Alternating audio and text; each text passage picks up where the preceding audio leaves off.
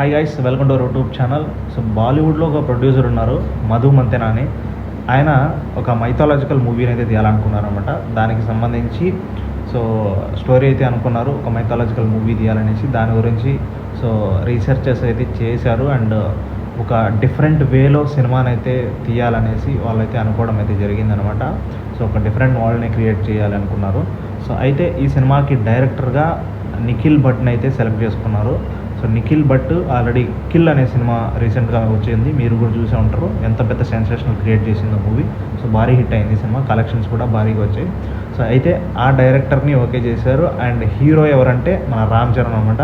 So Ram చరణ్తో so Nikhil Bhatt వీళ్ళిద్దరి కాంబినేషన్లో movie అయితే రాబోతుంది, అది కూడా మైథాలజికల్. సో రామ్ చరణ్ ఇంతవరకు మైథాలజికల్ కాన్సెప్ట్తో మూవీ ఇంతవరకు ఏది చేయలేదు ఇంతవరకు.